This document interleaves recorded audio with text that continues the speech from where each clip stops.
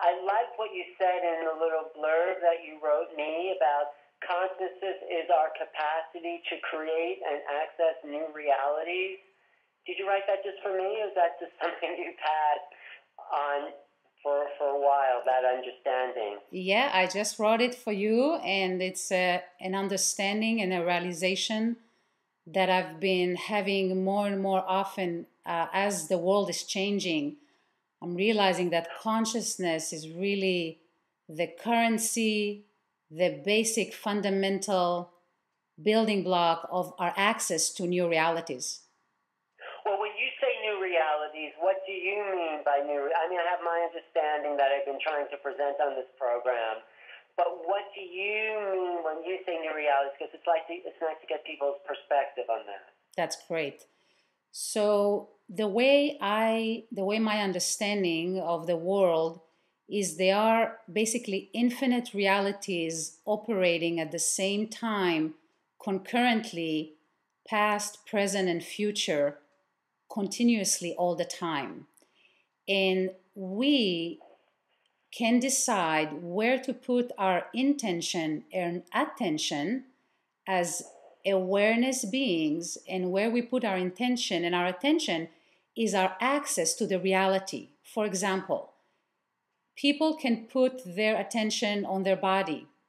People can put their attention on a new scientific research, and that's all they do. They spend 24/7 researching subatomic molecular entities. Well, this is their world. They really understand those entities. They become those entities. Some people like to communicate with other planets, other galaxies, other intelligence. That's another reality. Basically, everything that exists around us consists of a reality that is very subjective to the vessel that is carrying the consciousness. So you're right, and I understand it to be that way too. What I also notice specific to realities is a state of mind. It's a state of perception. So right now, where it might be in a normal perception, but as new realities unfold, the actual quality of awareness changes. That's right. Do you know what I mean? Exactly, Alan. You said it exactly right. So basically, we at any given moment have the capacity to access any reality and create from that reality. This is what's so beautiful about who we are. Though, what I've learned is, in order for us to really become conscious, I mean, basically everything around us is conscious. Everything that exists in the physical realm is actually conscious.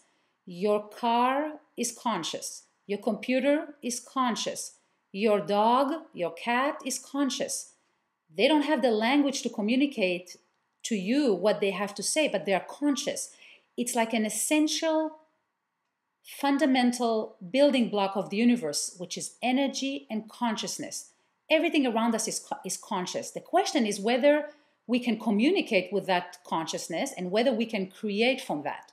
And I think this is the beauty of who we are as human beings, and where we are standing right now in our evolutions in history, is that we're actually becoming aware of our awareness.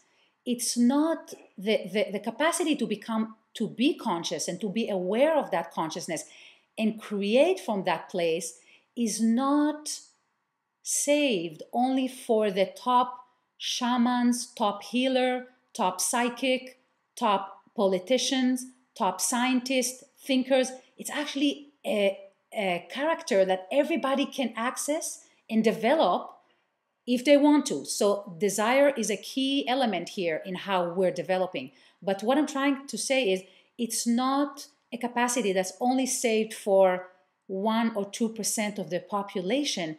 Everybody now has the capacity to become conscious. And the question is, how do you do that? And how do you create from that place? Right. I'm with you. I'm totally agreeing with it. It's now sort of seems like everyone is becoming a mystic. Everyone's becoming spiritually aware. And I think it has to do with the the frequency of the planet is shifting to a greater vibration, and it's taking everyone along with us. That's why we see the old forms dropping away, right? We see things changing, and that's right, and new ideas coming forth. But you talk in your work about mathematics, physics, biology, engineering, art, music, imagination. Now, how are all these things that you see changing to reveal something bigger? That's right. That's beautiful. Very well put, Alan. Basically, what I see is everything is alive and conscious. Literally, everything that exists is alive. It's pulsating with life energy, with chi, and it's conscious. So basically, everything around us in the world is a representation of that life force. So if you write a poem, if you do a scientific research, if you build a space shuttle and travel to the moon or to Jupiter or another planet, everything is a representation of life. And the reason I'm saying that is now we have arrived to a point that through the internet, through the social network, through technology, through the spiritual practices that we cultivated for thousands of years, through Eastern and Western contemplative practices, we are now, as a species, as a movement, we are becoming aware of our awareness, and we know that everything that exists around us holds a validity and a piece of the truth.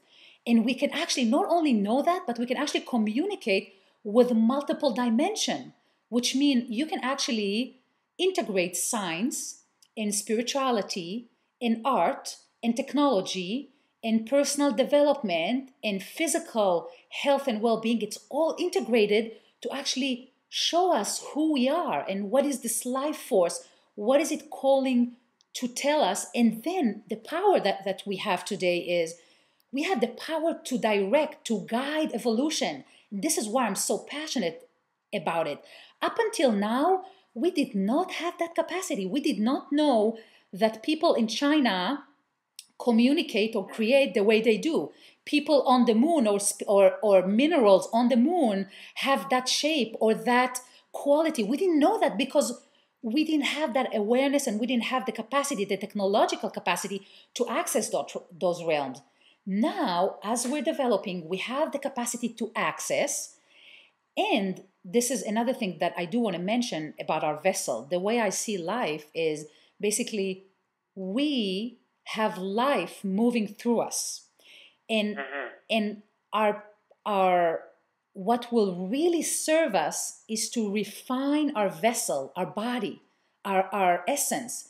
When we refine our essence, what happens is more light, more information, more intelligence can flow through it. And I can talk way more about it, but... Yeah, tell us how to refine our vehicle, because I think that's really key. Right. Everything you're saying. How do we go about doing that? Correct. So the first thing would be to realize and to feel, to sense that everything is energy and consciousness. And all the material manifestation of life is after consciousness has planted its seeds, then energy arranges itself around consciousness, and then form come into being. Okay? Now, what does it have to do? Like what form? Can you give us examples? Yes. So basically, let's say you would like to create a new system or a new... I'm trying to simplify it, but let's look... You don't have to simplify. We have time, and you can go into some... Because I'm going to ask you about business applications, so you might want to give us an example that's really practical in some ways. Okay, great. So let me answer the previous question about our vessel, and then I'm going to go into more practical implementation of that. Yeah. Because really, I mean, Alan, if there's one thing that I would like to leave our audience with is this is a critical time in our evolution. It's critical because it's so pregnant with power. It has so much power. And the power is not out there in the systems, in the government, in the economic system, in the education. It's not out there.